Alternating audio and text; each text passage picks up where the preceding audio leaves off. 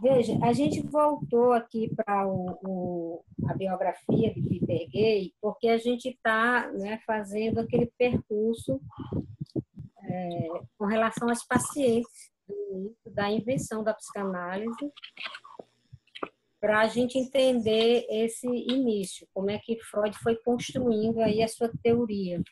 Então, a gente estava nas cartas, a gente fez o percurso até 1893, as cartas a gente leu até dezembro de 1893, que é o ano em que ele e Breuer lançam um texto, né, um livro sobre o mecanismo psíquico dos fenômenos histéricos, que é que a gente fica sendo como uma comunicação preliminar.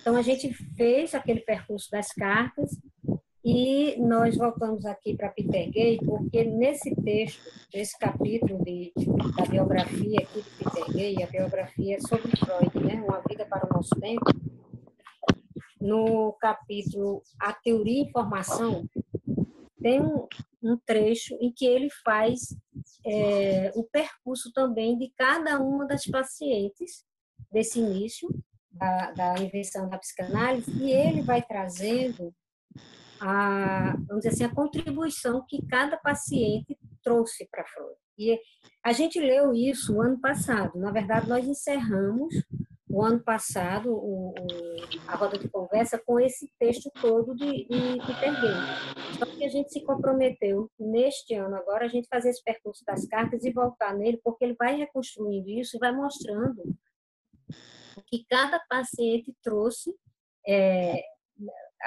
vamos dizer assim, trouxe a sua contribuição para a psicanálise. E a gente achou isso interessante, de ver, né, como que Freud trabalha isso, como é que Freud vai construindo com suas pacientes a teoria. E aqui Peter Gay, ele deixa muito claro assim a importância da participação das pacientes. E a gente está falando das pacientes porque foram as pacientes mesmo, né? Foram as mulheres.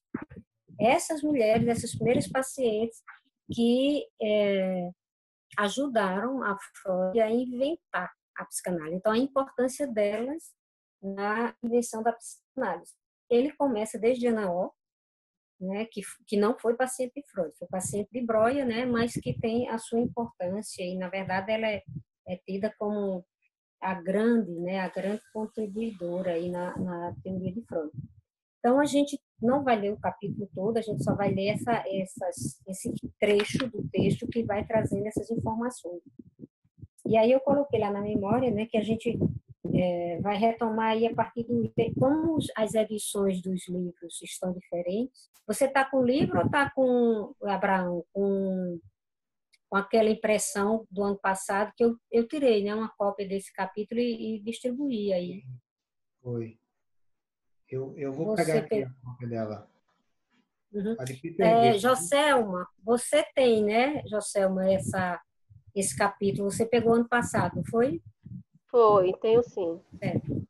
Então, a gente vai começar hoje, Abraão, de histéricos, projetos e dificuldades. Maravilha. A gente leu, na verdade, a semana passada esse início, mas aí eu vou retomar só com algumas informações para a gente dar prosseguimento. Você vai pegar o texto, é isso? Vou pegar rapidinho, já volto. Vai lá. Que aí a gente vai retomar aqui esse item, histérico, projetos e dificuldades. Alguém mais entrou aí? Não, né? Estamos só nós mesmo, né? Mas Socorro deve estar chegando, Ilza, que, né, estiver na reunião de manhã, disse que vai vir agora à tarde.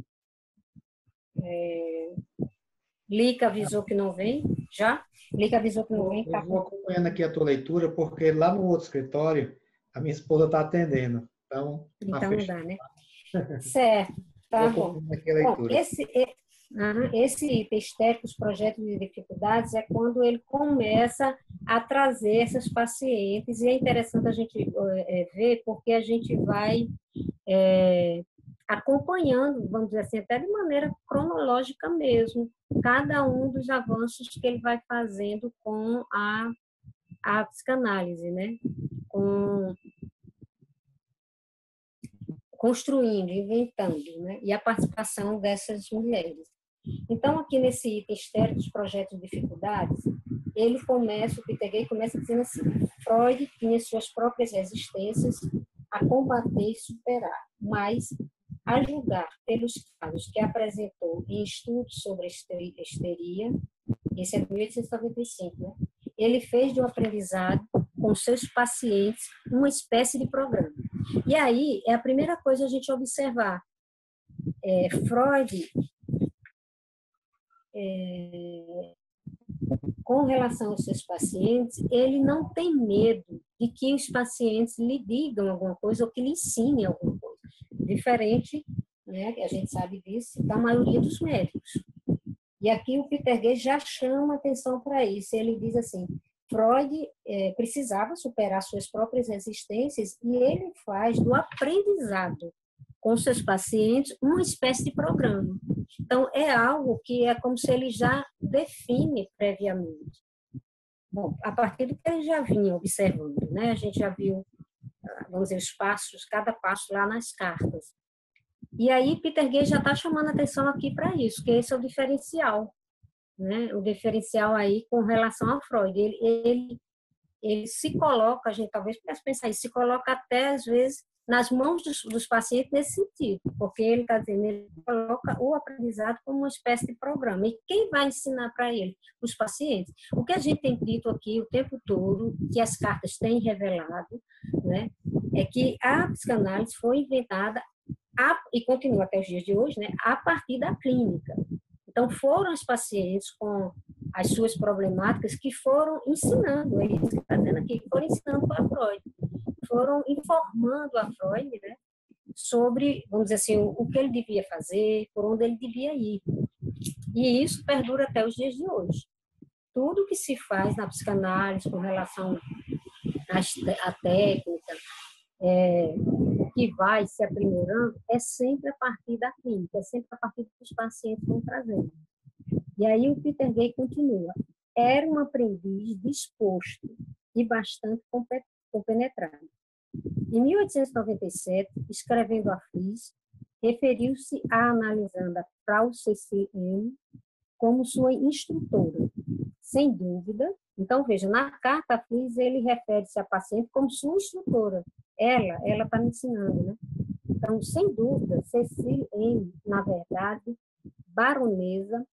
a baronesa Anna von Linden, tinha sido, dentre seus primeiros pacientes, um dos mais interessantes e, provavelmente, o que consumiu mais tempo.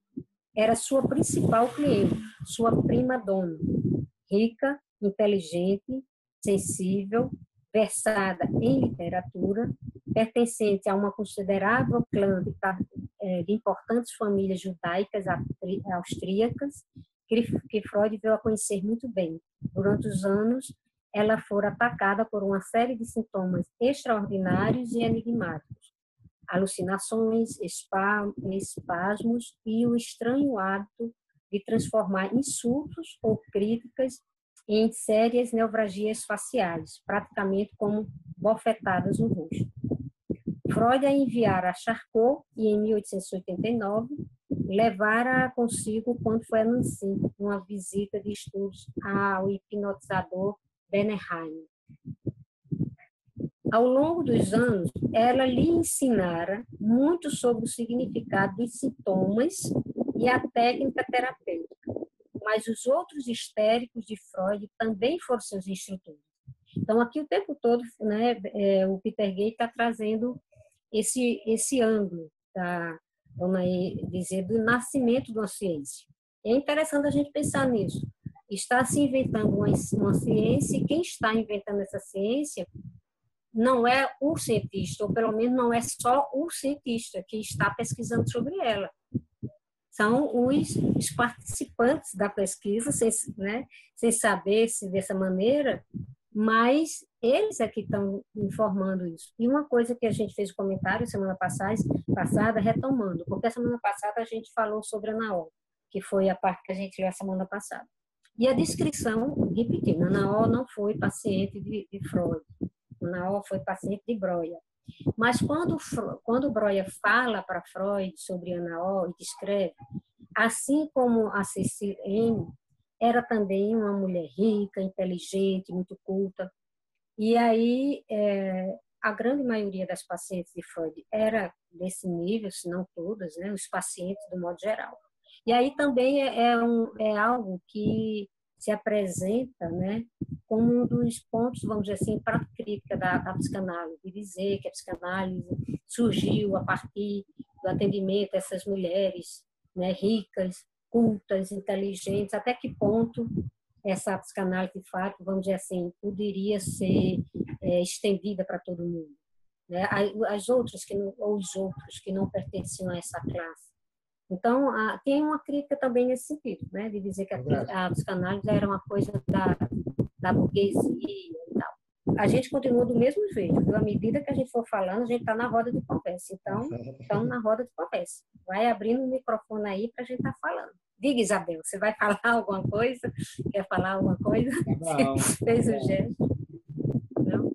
Então, a gente continua na roda. Viu? Eu acho Vamos que lá.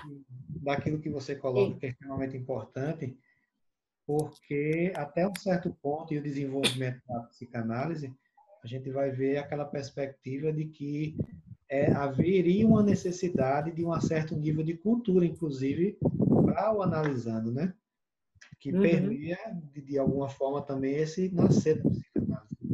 E algo que você leu aí que também me chamou muita atenção foi a questão desse lugar de Freud, de se colocar a aprender.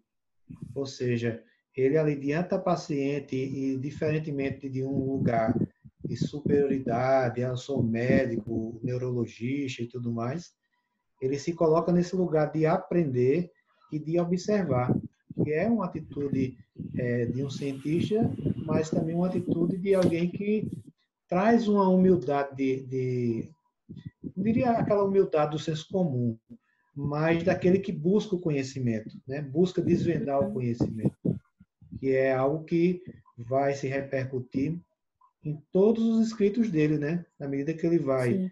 observando coisas novas e pontos novos a interpretar e a melhorar, ele vai se reescrevendo. Então, desde o início, ele traz esse lugar muito de se reescrever, de se recontar essa história de formas diferentes, né? Sim. Isabel, quer falar, Isabel? Não. E assim, essa questão que você estava trazendo, Abraão, né, de no início, essa história do que não dá para fazer análise quem não tem um certo grau talvez de instrução, é porque, de fato, Freud, no início, entendeu assim.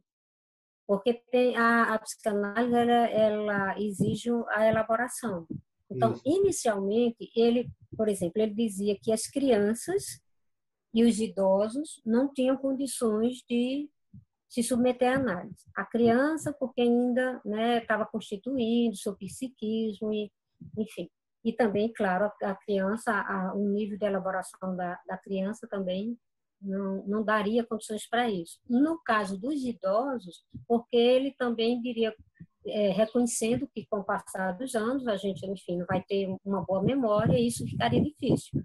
Mas claro que isso depois é revisto, tanto que o pequeno Hans, embora ele não tenha, que isso é 1909, né? Embora ele não tenha atendido diretamente o Hans, mas é ali que começa a psicanálise de criança. Né? A psicanálise de criança também começa com Freud, porque ele atende o pequeno Hans através dos pais, porque os pais do pequeno Hans frequentavam as reuniões das quartas-feiras. E é interessante que ali também a gente pode pensar numa supervisão, porque os pais do pequeno Hans é que levavam as informações para Freud, né? E Freud ia discutindo com eles ali na reunião das quartas-feiras. Mas realmente ele não atendeu diretamente o pequeno Hans. Ele teve um contato com o pequeno Hans nesse tempo, quando ele tinha os 4 anos, só uma vez ele esteve com o pequeno Hans. E depois, quando ele volta a estar com o pequeno Hans já está com 18 anos. E é interessante que ele vamos dizer assim, entre aspas, o pequeno Hans, em 1909, ele já tinha escrito, em 1905, os 3 ensaios sobre a sexualidade infantil. Então, também tinha essa relação dele com o pequeno Hans, esse atendimento que foi através dos pais, a gente pode talvez dizer também como uma supervisão, que, né, através dos pais. Freud ficou muito interessado quando os pais começaram a trazer as informações, porque era uma forma também dele estar ali confirmando o que ele já tinha escrito sobre a sexualidade infantil. Ele escreveu em 1905. Ele não atendeu criança. Naquele tempo, ele ainda não tinha atendido criança, mas, enfim, ele já tinha escrito sobre isso. E aí, no momento em que o pequeno Hans vai chegando, né, os pais vão trazendo as informações, então, é o momento dele estar confirmando as suas teses, tá? De estar também construindo, reconstruindo, porque, inclusive, os 3 ensaios, né, sobre a psicanálise foi um dos textos mais revisitados por Freud. Ele escreveu em 1905 e até 1925, ou seja, durante 20 anos, ele ficou revisando. E aí, na medida em que traz o pequeno Hans, né, os pais vão trazendo nessas reuniões, é uma maneira dele estar ali, vamos dizer, checando o que ele tem escrito. E reforça esse lugar que você coloca, que desde o início da psicanálise já existe com ele, né? Ou seja, essa índole, não sei se a palavra bem seria índole, mas essa vontade de a todo tempo investigar, aprimorar, melhorar a visão e entendimento, percorre a vida dele toda, né? Ou seja, sim, sim. 25 são praticamente 20 anos de revisão. São 2 décadas, né? Um outro texto que ele revisou muito é o de 1902, que é a psicopatologia da vida cotidiana. Se eu não me engano, esse é o texto mais revisado por ele, perde para a interpretação dos sonhos. Né? Mas, assim, a interpretação dos sonhos, a psicopatologia da vida cotidiana, que é de 1902, interpretação dos sonhos, né? Vamos pensar em 1902, a psicopatologia da vida cotidiana, e 1905, esses 3 ensaios. Né? Então, são os textos mais revisados por Freud durante toda a sua vida. E os textos sobre a técnica, que ele começa a escrever ali a partir de 1911, 12, 13, ali entre 11 e 13, por ali, ele revisa até 1937. E ele morreu em 39. Então, se a gente pegar ali a partir de 1911, 12, para os textos da técnica, o último texto que ele escreveu sobre a técnica foi em 1937. Assim, ele está revisando sempre, né? Está sempre atualizando. Bom, voltando aqui para o texto, então ele continua aqui, o Peter Gay, dizendo o seguinte: o tratamento empreendido por Freud, de M. von M. e dos outros, certamente era um trabalho primitivo do ponto de vista da técnica psicanalítica, plenamente desenvolvida. Mas a importância desses analisandos para a história da psicanálise reside no fato de terem sido capazes de demonstrar a Freud alguns de seus principais rudimentos. Então, realmente, aí vem do início.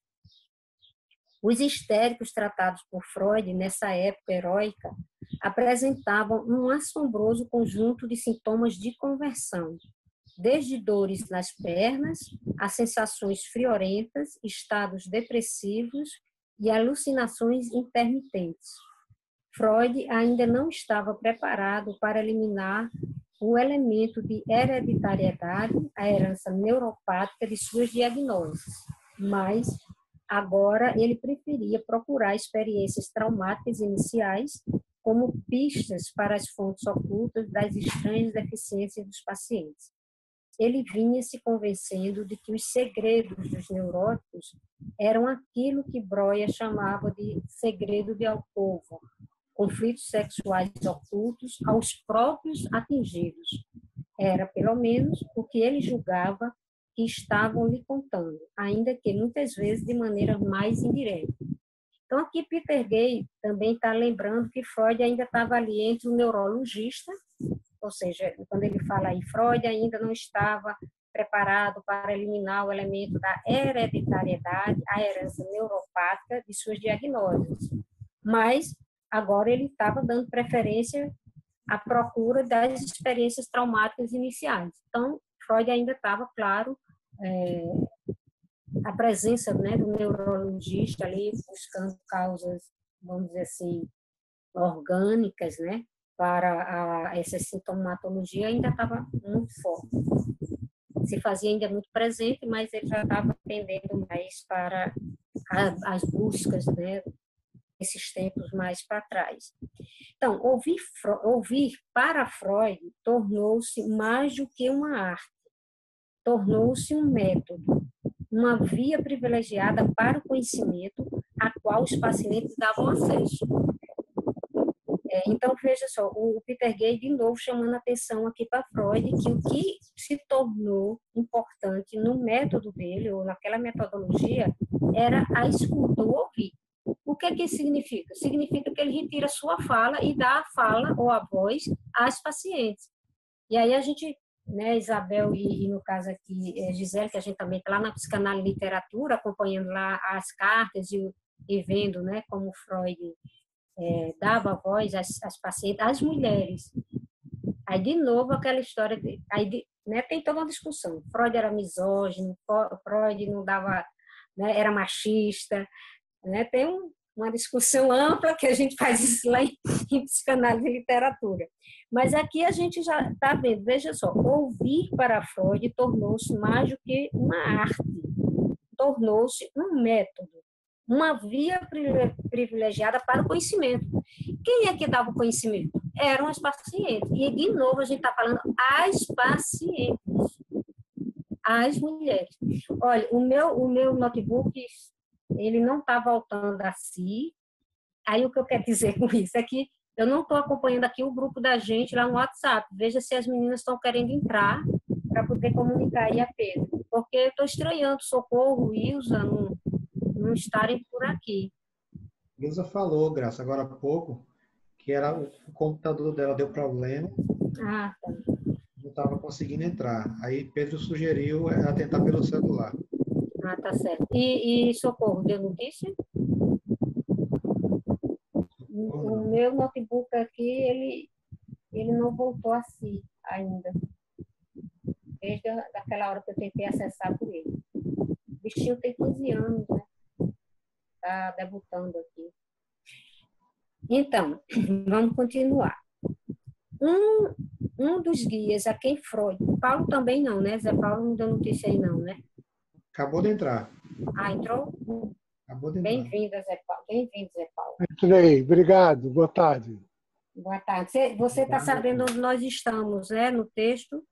Boa tarde. Qual o ponto que estão?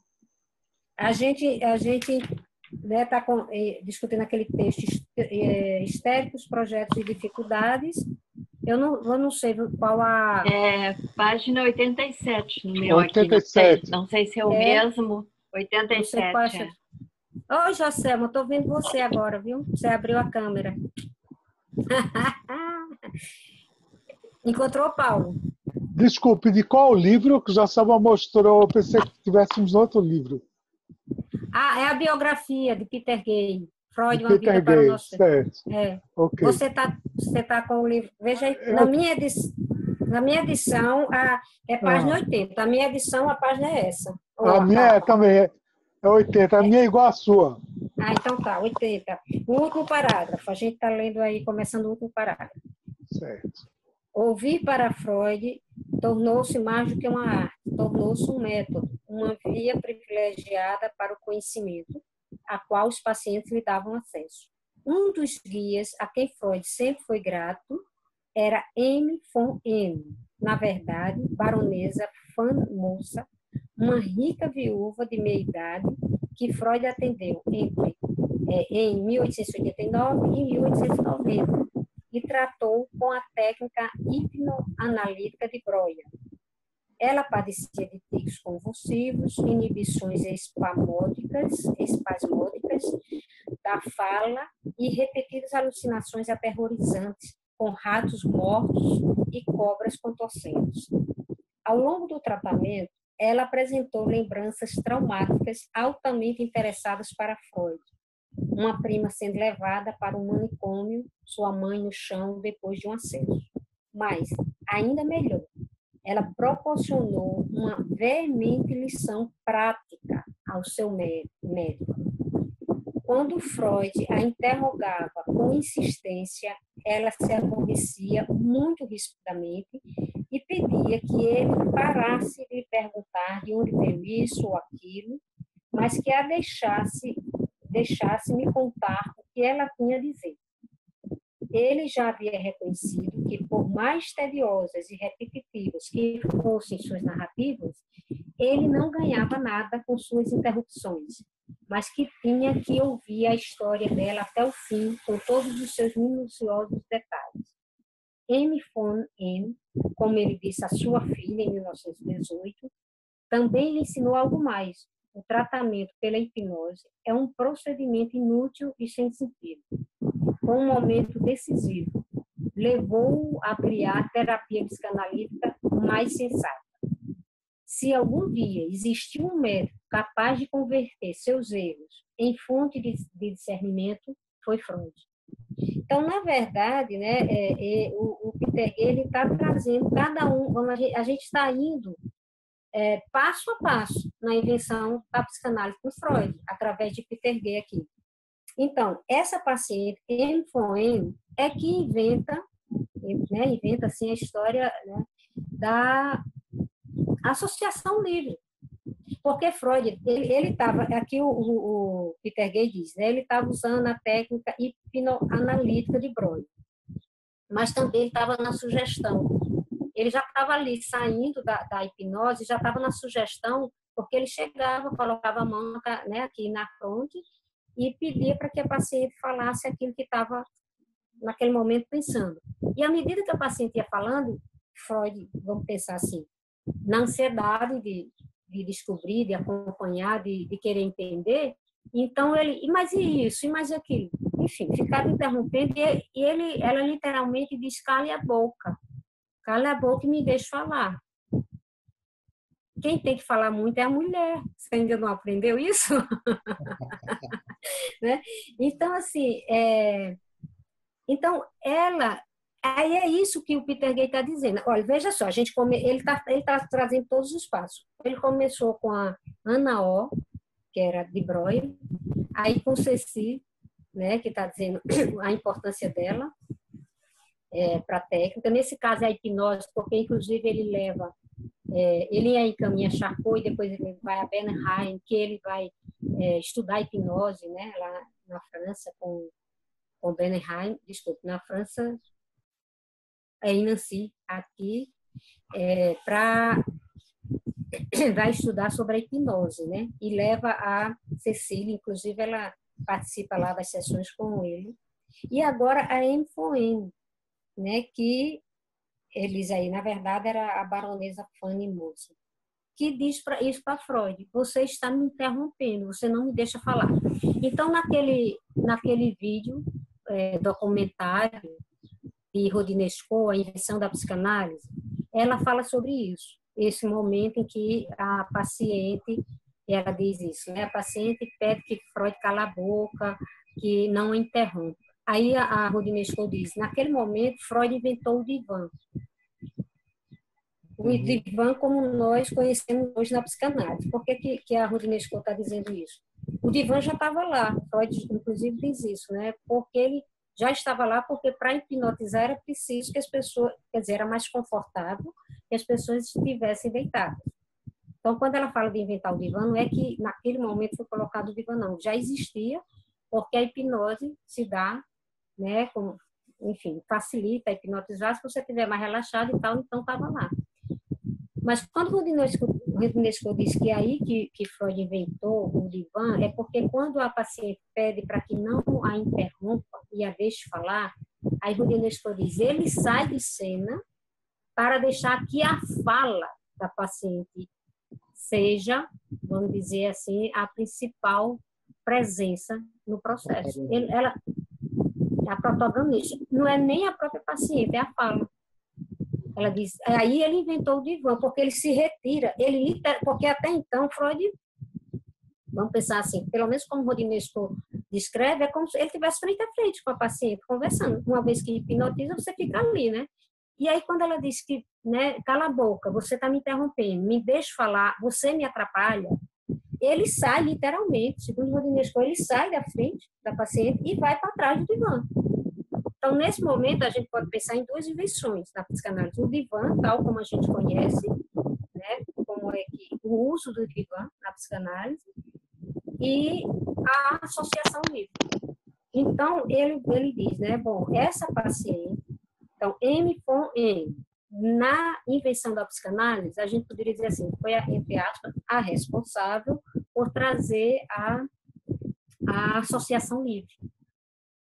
E aí ele está trazendo isso no sentido de que é Freud que está aí recebendo, né? Freud que está aprendendo com suas pacientes. Então, na hora em que a paciente diz isso, né? Você está me interrompendo, me deixa falar, ele se cala.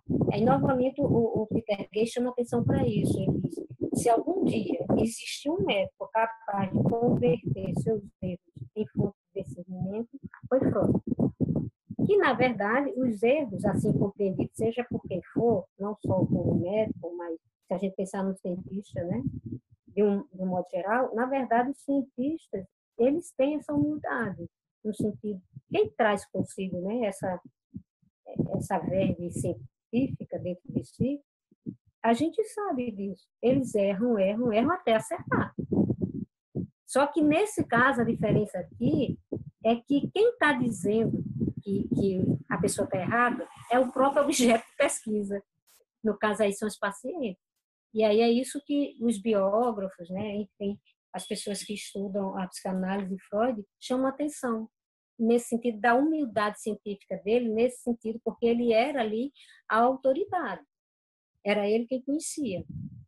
Até hoje, claro, a gente sabe, a gente fala um médico, seja qual for, dentista, ginecologista, um que for, a gente vai com toda uma reverência, né, entendendo que ele é a última palavra no assunto, né? Continuando aqui, então, Peter Gay vai dizer, ao lhe permitir ver que a hipnose é de fato inútil e sem sentido, M. von N. ajudou Freud a se libertar de Breuer. Na comunicação preliminar, que é a de 1893, inclusive quando a gente terminar aqui esse passeio com Peter Gay, a gente vai para esse texto do Freud, a comunicação preliminar, né? Então, na comunicação preliminar, conjunta de 1893, Freud e Breuer tinham afirmado numa frase memorável que o histérico sofre principalmente de reminiscências. Até o início dos anos 1890, Freud tentara extrair a maneira de Breuer, através da hipnose, as lembranças significativas que os pacientes relutavam em apresentar.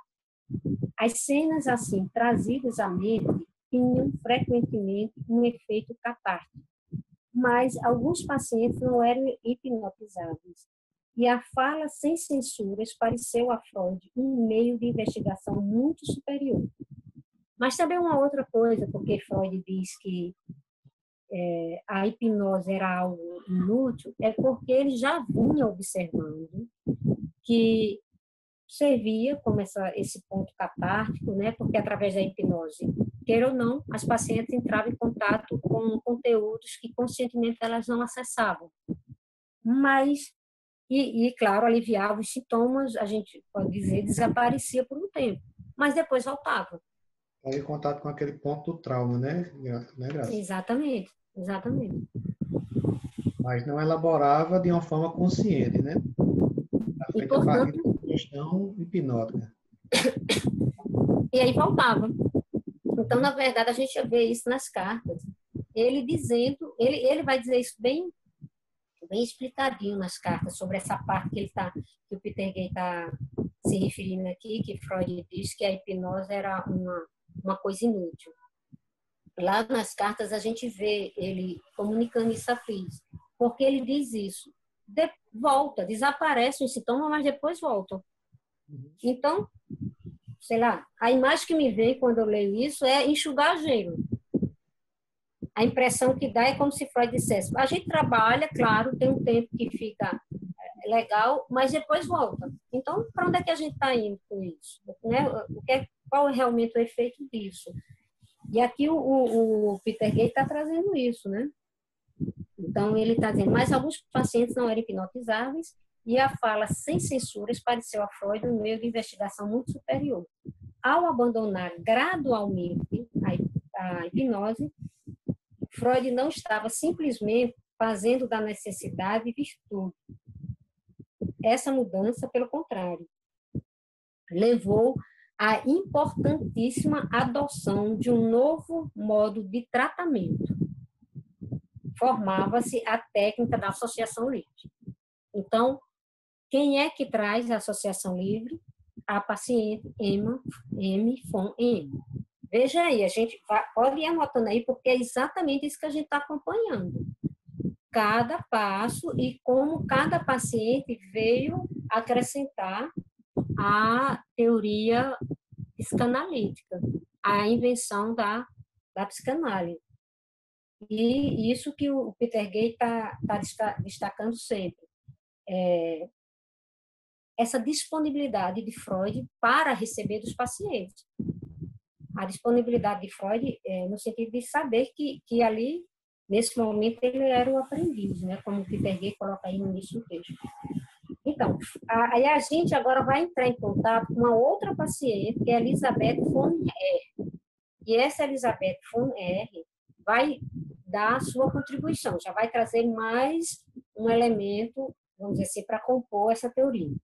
Então, Freud celebrou os resultados brilhantes que poderiam advir dessa nova técnica, estendendo-se sobre o caso clínico de Fraulein Elisabeth von R., a quem de início hipnotizara por pouco tempo.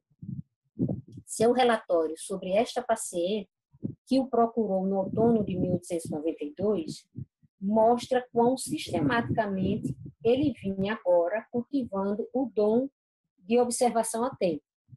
Então, enfim, com a escuta ele vai desenvolvendo a questão da observação e o Peter Gay vai trazer aqui um momento específico que Freud vive ao atender essa paciente e que chama atenção, mas já no parágrafo seguinte, Peter Gay vai chamar atenção muito mais para a conversa, né, entre ele e a paciente, do que a observação que ele faz de uma reação que a paciente tem nesse momento da consulta. Então, ele diz o seguinte: seu relatório sobre esta paciente, que o procurou no outono de 1892, mostra quão sistematicamente ele vinha agora cultivando o dom da observação atenta. A primeira pista para um diagnóstico da neurose de Elisabeth von R. foi sua excitação erótica quando ele pressionou ou apertou-lhe as coxas durante um exame físico. O rosto dela, observou Freud, assumiu uma expressão singular, mais de prazer do que de dor. Ela gritou, um pouco como se fosse. Não pude deixar de pensar uma cócega voluptuosa. Seu rosto se afogueou, atirou a cabeça para trás, fechou os olhos, o tronco prendeu para trás. Ela estava experimentando prazer sexual que negava a si mesmo em sua vida consciente. Então, Freud observa isso ao consultar. Mas, no parágrafo agora, que a gente vai iniciar, é que Peter Gay diz que é o que acontece, vamos dizer, mais uma descoberta importante para a invenção da psicanálise. Ô, Graça, Oi. essa é aquela que cuidava do pai, não é? A Elisabeth von R. Não me lembro. Que ela tinha um pai doente. Sim, eu sei que tem. Ele Eu não sei, eu sempre sobre a coxa dela. Sim, eu sempre, assim, eu não sei, né? Porque eu não sei, assim, eu sempre me confundo entre essas pacientes com relação a esses detalhes, mas eu sei que tem essa daí, não sei se é essa, claro. Né? Porque esses detalhes eu me perco, toda vez, né, quando pergunta, foi essa, esses detalhes não, aí eu me preso mais a esses outros da construção aqui da metodologia, mas deve ser, né? Com a continuidade aqui ou lá no caso que a gente vai ler, né? A gente tira essa dúvida, pelo menos eu tiro a dúvida, né? E aí, mas esse parágrafo seguinte, que é importante aqui, que Peter Gay chama a atenção. Foi a conversa, porém, mais do que observação, por muito atenta que fosse, que se revelou como a chave para a cura. Nessa análise, a primeira análise completa de uma histeria que empreendi, Freud e Elizabeth von R. removeram o material psicológico patogênico. Era um procedimento que gostávamos de comparar à técnica de escavar uma cidade soterrada. Freud incentivava a paciente a fazer associações livres. Durante os silêncios dela, quando ele perguntava o que lhe passava na cabeça e ela respondia nada, ele se recusava a aceitar isso como resposta. Aqui havia outro mecanismo psicológico importante que seus pacientes cooperativos, ou melhor, não cooperativos, estavam mostrando a ele. Freud estava conhecendo a resistência. Era a resistência que impedia Elizabeth von R. de falar. Tinha sido seu esquecimento voluntário, achava ele, que fundamentalmente provocara os sintomas de conversão. A única forma de se libertar de sua dor era falar. Antes da gente falar dessa coisa da fala aí, da resistência, sintomas de conversão, vocês estão entendendo do que é que Peter Gay está falando, né? Hein, Isabel? Sintomas de conversão. Está entendendo aí, Gisele? Selma? E o que é mesmo? Eu entendi como sendo a conversão física, né? Em sintomas físicos. É isso? Aparece no corpo, né? A Ana O é... Que ele tratava, que antes ele partia desse tratamento, desses sintomas. Sim. Ia falar, Gisele? Gisele, a leitora oficial. Estamos todos assim, ó, como está sendo. Eu estou entendendo que eu estou na roda, eu continuo na roda, não sei vocês, eu continuo na roda. Abraão. É o que dizem que os pacientes sentem no real do corpo. Essa expressão sempre fica na minha cabeça. Uhum. Né, como está dizendo aí, o que a gente não fala vai para algum lugar, vai sair. E a Ana Ora é campeã, né? É campeã, porque ela ficou estrábica, ela ficava com as mãos todas contorcidas. A gente viu a descrição acima dessa outra paciente, Cecília, das outras, né? E o Peter Gay dizendo que as pacientes de Freud apresentavam isso de maneira muito, muito forte. Ia falar aí, Joselmo, cadê você? Essas aí que você falou, Graça, tinham realmente uma histeria de conversão bem acentuada, né? É como se fosse realmente para serem observadas e ajudar a Freud a desenvolver essa teoria, porque é algo assim muito sintomático, muito forte. Mas se a gente pensar no contexto da época, né, o contexto vitoriano, né, com relação à questão da sexualidade na sociedade como um todo. A gente está falando aqui das mulheres, mas, de novo, a gente me reportando lá o documentário de Rudine Scow, ela chama a atenção, né, que essa sociedade muito opressora com relação à questão da sexualidade também tinha sua força sobre os homens. É tanto que ela dizia que muitos casavam, muitos casais, né, no caso, ela se referindo ao casal hétero, ela disse que tanto o homem quanto a mulher ia saber o que era o sexo na primeira noite do casamento. Claro que isso sempre era muito mais forte para as mulheres, praticamente unanimidade. Mas ela chama a atenção que havia um número considerável de homens que também desconhecia muita coisa, ou quase tudo, do sexo. Que depois também foram identificados como histéricos, né?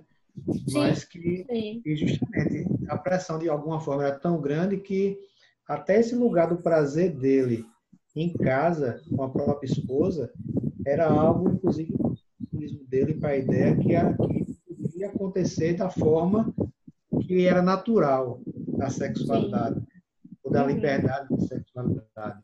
Tanto é que muitos confiavam quando talvez uma mulher demonstrasse algum nível de prazer naquela relação, ou tentasse fugir um pouco daquilo que era estipulado. Então, obviamente, isso afetava e oprimia muito a mente de todos na sociedade, né? Obviamente que das mulheres, muito, acho que 100 vezes mais, Sim. né, nessa perspectiva.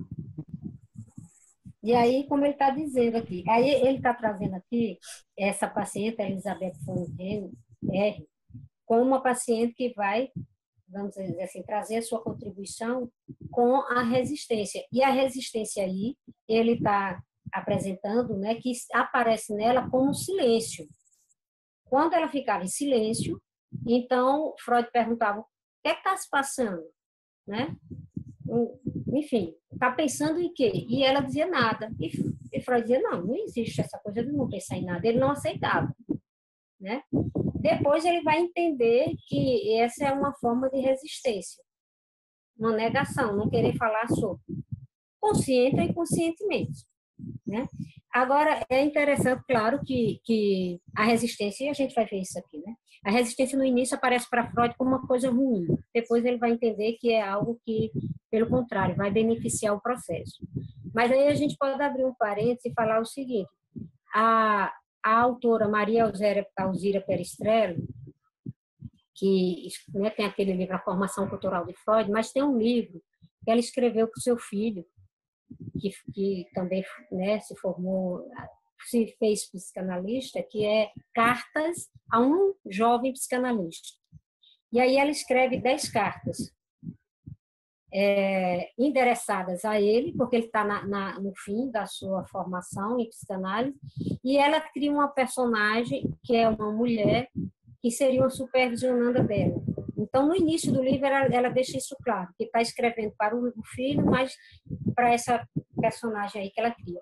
E aí, numa carta que ela está respondendo a essa personagem, a supervisionanda dela, né, está dizendo que essa supervisionanda se mudou para o interior, está atendendo, e quis manter a supervisão com ela, só que faz isso através de correspondência. Então, ela está respondendo uma carta para a supervisionanda, quando essa supervisionanda está falando para ela que há alguns dias, né, está preocupado com a paciente, que está muito calada, que não fala, né, na sessão, e achando isso, assim. Então, o que está acontecendo? Para a supervisionanda, ela estava entendendo que o processo estava parado.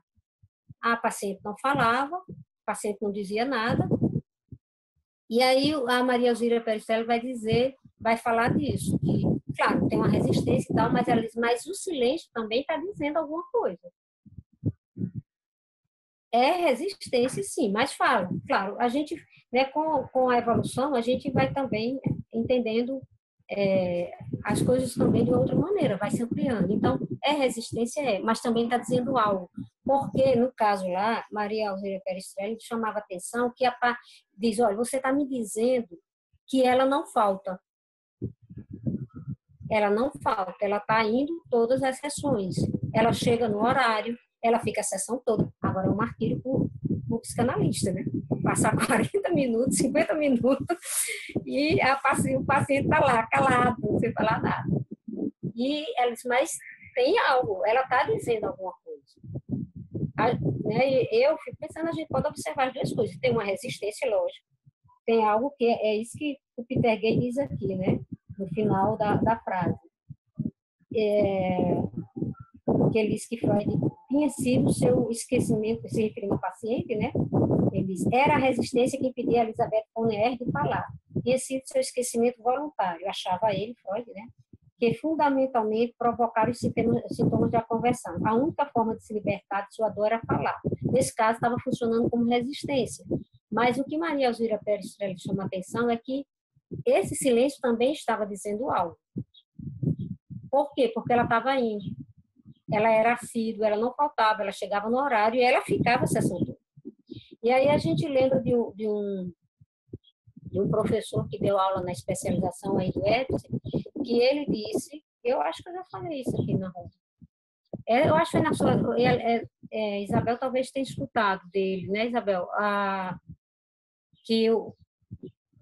Daquele professor que ele é de Recife, ele dá aula aqui na especialização, ele disse que uma paciente dele passou um ano, indo para a sessão sem falar nada. Como é o nome dele, Isabel? Ivo. Ivo. É o Ivo. Ivo, exatamente. Ele dizendo, não sei se chegou a ser um ano, mas foram meses, muitos meses. Era um homem, eu acho que era um paciente, que ia para a sessão e não dizia nada. E ele ficou assim também louco, o que está acontecendo? E o paciente não faltava. E o paciente ficava a sessão inteira. Depois de um ano, eu acho que foi um ano, ou perto disso. Quando chega aí no final, o que é que o paciente... E ele, claro, levando ele, o professor, né, Ivo, levando para a supervisão, para conversar, enfim, para saber o que está acontecendo. Mas sustentou esse silêncio, sei lá, por um ano. No final, o paciente chega para ele e diz que foram muito importantes todos aqueles dias, todas as sessões que ele esteve lá em silêncio, porque ele estava escrevendo um livro.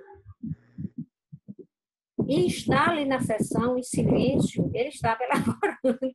Quer dizer, Ivo foi coautor do livro, mas tudo bem, não ficou sabendo. Né? Mas, assim, ele foi dizer da importância. As elaborações dele passaram por outro canal, foi a escrita, não foi ali. Entendeu? E assim, a gente vai ouvindo coisas, né? Enfim, com essas pessoas mais experientes e tal, e que a gente também experimenta nas sessões, que depois a gente se surpreende. Né? Então, quer dizer, nesse caso aí do professor Ivo, até que ponto o silêncio o tempo todo foi resistência? Não me lembro mais como é que ele desenrola esse caso, que eu já ouvi há muito tempo. Mas é isso, né? Aqui, nesse caso aqui, o Peter Gay está lembrando que é essa paciente Elizabeth von R., que com o seu silêncio traz para Freud essa questão da resistência. E aí é quando Freud vai entender que tem alguma coisa ali que ela não quer falar. Não quer falar, a gente pode dizer, então é conscientemente que ela está em silêncio. Porque também a gente pode dizer, não pode falar. Não pode falar por quê? Porque ela não lembra exatamente. Não lembra exatamente nesse sentido. Está lá no recalque, né? Mas o fato é isso. Aqui aparece a resistência como a questão do silêncio. Então, mais uma paciente que vem dar a contribuição na elaboração aí da invenção da psicanálise, né? Vem dar a sua contribuição na invenção da psicanálise, com a resistência. Elizabeth von R. E aí continua Peter Gay. Esse caso proporcionou inúmeras ideias a Freud. Os sintomas de Elizabeth von R. começaram a entrar na conversa também. Os sintomas. O silêncio, nesse caso, foi tomado como sintoma, que é a resistência. Né? Então, os sintomas de Elizabeth von R. começaram a entrar na conversa também. Desencadeavam-se no momento em que ela falava da erupção deles e amainava quando terminava de contar toda a sua história. E aí é a questão também do corpo, né? Ele está falando da erupção. Mas Freud também precisava aprender a lição mais difícil, de que a cura não era uma explosão melodramática de percepções. Apenas, aí quando eu estou entendendo que quando Peter Gay diz, mas Freud também precisava aprender a lição mais difícil, de que a cura não era uma explosão melodramática de percepções, eu penso aqui na catarse. Eu não estou dizendo que a catarse não é importante. Ela é uma descarga, né? E é importante, ela alivia. Mas eu não sei, quando eu leio aqui, eu tenho essa expressão porque ele diz, apenas o relato raramente bastava, né? Apenas um relato raramente bastava. Os traumas tinham de ser elaborados. Então, claro que a catarse tem sua importância, essa explosão de dizer tudo de uma vez é importante. Até porque você precisa dessa descarga. Mas o processo analítico, ele se dá principalmente pela elaboração. E eu acho que, inclusive, Graça, pelo texto que ele coloca, sim, essa catarse, mas tenta desvincular de algum sinal ou sintoma, dizer assim, isso aqui é cura, isso aqui é catártico, mas a própria fala, a própria elaboração, Sim, sim. não necessariamente instituindo um canal ou uma forma em que você faça uma aferição que foi feita essa elaboração, né? Que foi feita a catarse. Sim. Não seria isso também? Eu acho sem um que sim. objeto específico, sem algo dentro. Eu acho que o que Peter Gay está chamando a atenção é essa questão da evolução mesmo, da invenção da psicanálise. Então, agora a gente já está num patamar um pouquinho mais elevado. Agora, o que Freud está prestando atenção é que é necessário elaborações. A catarse só não seria, acabaria ali, entendeu? Porque ele diz isso, assim, ele diz, apenas o relato raramente bastava. Não era também só o dizer pelo dizer. Porque a frase, vamos ler toda, né? Mas Freud também precisava aprender a lição mais difícil de que a cura não era uma explosão melodramática de percepções. Nessa primeira parte eu entendo a questão da cartaz, mas aí ele continua, apenas o relato raramente bastava, ou seja, não era também só chegar e dizer por dizer, como fosse um diário, aconteceu isso, entendeu? Um relato, que é algo de um diário. Aí ele diz, só para concluir, os traumas tinham de ser elaborados. Porque os relatos, como ele diz assim, apenas o relato raramente bastava. Porque o relato é você dizer. Se a gente pensar em algo se eu digo, Abraão, relata o seu dia, você, fiz isso. Se eu digo, me fale sobre, já é uma coisa, eu já estou pedindo você uma coisa um pouquinho mais elaborada, não é isso? Relatar é quase como tópicos. Um diário. Acordei às 7, peguei o ônibus, peguei não sei o quê, fui para lá. Ou então aconteceu isso, quando eu era criança, tal. Como se fosse algo que está só listando. A mim me vem essa ideia. Aí ele disse, o relato apenas. O relato apenas. Ele está dizendo, ele percebeu que o relato apenas raramente bastava. Agora, os traumas tinham de ser elaborados. Aí ele conclui dizendo isso. Os traumas... Diga. Não, pode concluir a frase, por favor, Graça. Então, ele diz, os traumas tinham de ser elaborados. O ingrediente final da recuperação de Elizabeth Fournier foi a interpretação dos indícios que Freud lhe apresentou e a qual ela resistiu veementemente por algum tempo.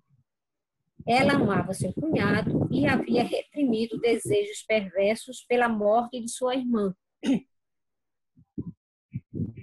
O fato de aceitar esse desejo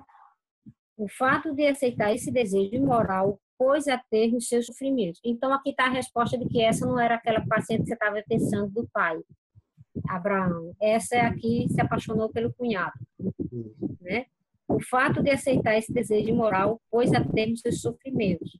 Na primavera de 1894, contou Freud, soube que ela ia a um baile exclusivo ao qual tratei de conseguir acesso e não deixei escapar a oportunidade de ver minha ex-paciente a voar numa dança ligeira. Então, quer dizer que Freud saía na calada das noites para acompanhar seus pacientes nas baladas de Viena. Freud era o cara, não satisfeito com suas observações no consultório, ele vai em loco, ele vai ver se esse negócio funciona mesmo. Ele vai lá e verifica. Ele tinha observado aquela história da dificuldade que você pensou, né? Que era aquela paciente que o pai... você fez a referência, né, Abraão? E aqui no início ele faz a referência à questão das pernas dela e tal, que ela tinha dificuldade de andar. E aí ele diz que depois que ele esclareceu, porque ele dizia anteriormente, a catarse só não bastava, nem só o relato, era preciso fazer essas relações, que são as elaborações. Depois, claro, Freud interpreta, não aparece aqui a palavra interpretação, né?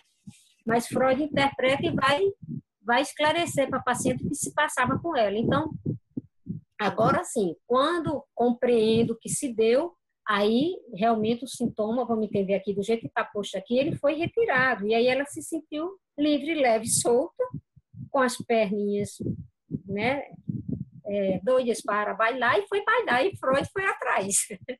E Freud foi no encalce para saber se de fato ela... É interessante, Freud diz, isso são as palavras de Freud aqui. Na primavera de 1894, soube que ela ia a um baile exclusivo, ao qual tratei de conseguir acesso. E não deixei escapar a oportunidade de ver minha ex-paciente a voar numa dança livre, numa dança ligeira. Como é, Abraão? E um baile exclusivo. E ele, né? exatamente, era um baile particular. E ele foi atrás da entrada. Ele disse, eu tratei de conseguir o acesso. E fiquei, né? Em outras palavras. Que nos lembra a questão da quantidade de energia libidinal que estava ali represada, não só na conversão, né, no caso da perna e tudo mais, mas também naquelas ideias daquele conglomerado psíquico ali que estava cheio de energia pulsional, libidinal, represada. Então, ou seja, não é só lembrar do fato, não é só lembrar da situação, mas nessa elaboração que redistribui essa energia e deixa ela fluir pelo organismo. Porque usa muito o termo de estar estrangulado, o afeto, né, fica estrangulado, está estrangulado, a emoção está presa, né, e aí você, né, que é a energia que você está falando. Mas, assim, essa história aqui que eu estou brincando com, né, que Freud vai lá no baile para ver como é que a paciente dele está, eu sempre chamo atenção para esses detalhes, porque a mim, pelo menos a mim, né, eu acho muito interessante porque traz o Freud humano, o médico humano, o ser humano, que é preocupado com os seus pacientes, que é humano, que está lá querendo, né, saber. Então, eu fui atrás. Eu estou tratando dela, que bom que ela está bem. Eu quero ver isso, eu quero compartilhar, né, dessa recuperação. Vamos dizer assim, quero festejar com ela. Não sei nem se ele foi lá no baile e falou com ela, mas, enfim, ele foi atrás. Eu acho isso interessante porque, né, tem essa... Enfim, né, a gente sabe o quanto tem as discussões sobre o Freud o homem, o ser humano, né? E a gente vai vendo ao longo dessa história da invenção da psicanálise como o Freud tinha uma estirada assim que você diz, como é que é? Como é que ele fez isso? Fez. Ele foi lá, comprou o ingresso, pediu, sei lá como que ele deu um jeito de entrar no baile, né? E uma outra coisa muito interessante que ele conta lá no livro, não na Formação Cultural, é um outro livro de Maria Elzira Perestrelli, que é Encontros, Psicanálise Encontros. São textos que ela traz. Aí ela se refere a um poeta, um jovem poeta, não era Rilke, embora ele tenha tido uma amizade com Rilke, mas não é isso. É um outro poeta, jovem no sentido, inclusive, de estar iniciando mesmo a carreira como poeta. Esse jovem poeta, e a impressão que dá é jovem porque também era jovem, ele aparece primeiro com uma paralisia na face, foi algum outro neurologista, enfim, não resolvia isso, e ele chega a Freud, ele é encaminhado a Freud por causa disso. Só que, quando ele chega lá, Freud parece que já sabia quem ele era, que ele escrevia e tal, e Freud o recebe conversando com ele já sobre o livro. Você escreve poesias, eu li algumas poesias suas, suas poesias falam muito sobre o mar. E você conhece o mar? Como é isso e tal? Aí ele disse que não conhece. É o pai dele era pescador, enfim, tem uma história a ver com o pai. E aí Freud passa quase uma hora conversando com ele sobre as poesias dele e tal, e faz a consulta com ele. E nessa consulta, Freud disse que ele deveria ser mais leve, escrever mais, enfim, fala sobre a escrita dele, né?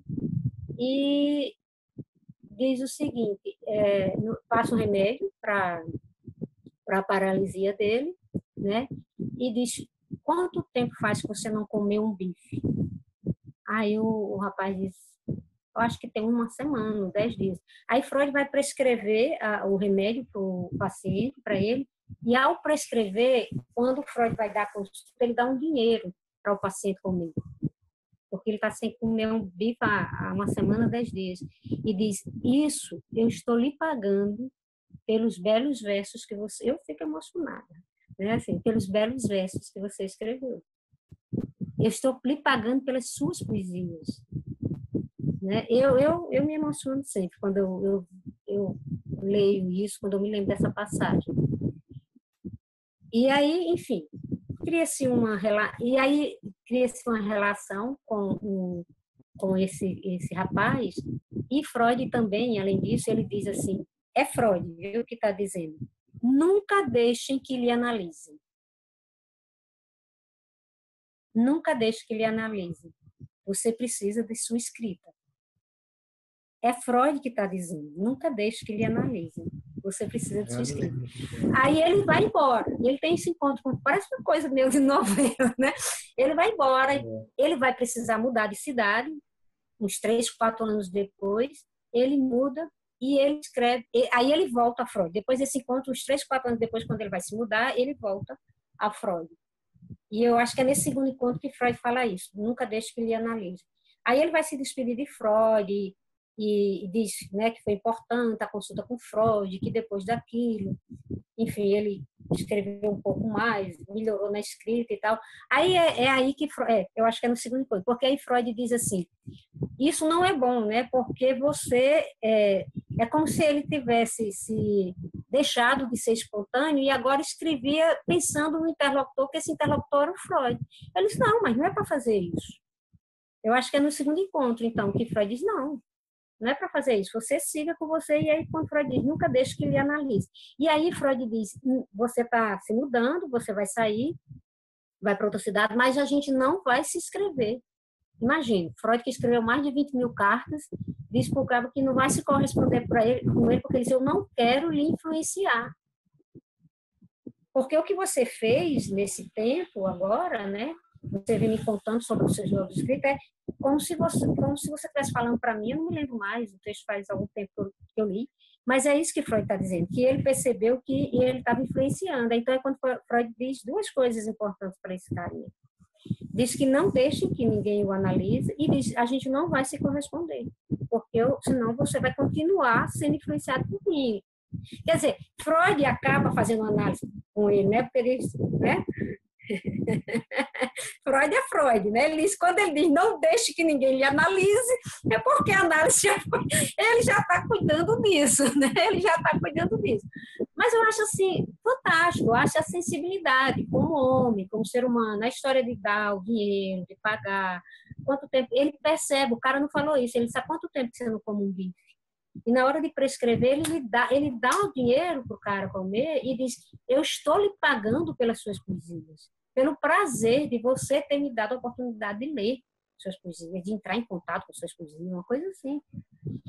E depois diz isso, né? Vai, escreva, não deixe que ninguém lhe analise. E eu não vou querer escrever para você, nem você vai me escrever. Você vai escrever para os outros, para mim não. Então, essa sensibilidade, eu acho que eu entendo que são dessas coisas também que a psicanálise foi inventada. Né? Ela também, a invenção dela também passa por esses detalhes, como ele ir atrás de um cambista para comprar um ingresso e entrar aí no rolê de verão para acompanhar o espacinho de sua paciente. Eu acho isso fantástico. A grande pergunta, Graça, é saber se ele permitiu que ela o visse entrando no baile ou não. Ou ele ficou se escondendo. Isso a gente não sabe, né? Porque ele diz assim que era um baile exclusivo ao qual tratei de conseguir um acesso. Então, ele correu atrás, ele foi no cambista, ele moveu céus e terra, mas ele disse, esse rolê eu não perco, eu vou estar aí para estar trabalhando com ela. Gente, são 15h30, a gente vai encerrar aqui.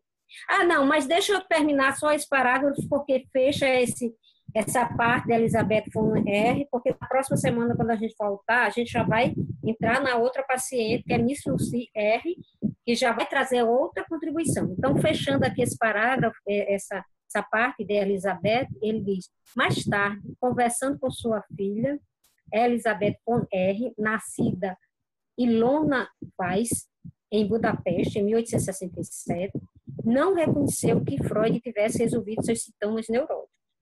Ela o descreveu como apenas um jovem especialista de nervos com barba ao qual me mandaram. Ele havia tentado me convencer de que eu estava apaixonada pelo meu cunhado, mas não era realmente isso. Contudo, acrescenta sua filha, o relato da história familiar de sua mãe... Não, peraí. Ele havia tentado me convencer de que eu estava apaixonado pelo meu cunhado, mas não era realmente isso. Contudo, acrescentou sua filha, o relato da história familiar de sua mãe, feito por Freud, era fundamentalmente correto. E o casamento de sua mãe era feliz. Bom, ela se libertou, né, da paixão pelo cunhado. Então, a paciente pode ter decidido, de modo mais ou menos consciente, reprimir a interpretação de seus problemas por Freud. Ou Freud pode ter lido paixões inaceitáveis em seu fluxo de eloquência livre e desinibida. De qualquer forma, aí estava uma de suas ex-pacientes, uma histérica que frequentemente sofria de sérias dores nas pernas ao andar ou ficar em pé. E aí ele pôde ver, né, a dançar noite adentro. Freud, enquanto médico pesquisador, ambivalente em relação à sua carreira médica, podia se sentir satisfeito com a recuperação da vitalidade dela. Se ela era ou não apaixonada pelo cunhado, ela disse que não. Mas é isso, né? A história é da paciente ou do paciente e tem que fazer sentido para o paciente, assim como o sonho é do paciente. O que conta, né? O que conta é o resultado, né? O que conta é o resultado nesse sentido aqui. Bom, aconteceu algo e essa paciente foi ser feliz, né? Foi bailar. E a história termina assim. Ela foi para um baile, conheceu um cara muito, né, interessante, casaram e foram felizes para frente, inclusive o seu médico. Inclusive o seu médico foi feliz.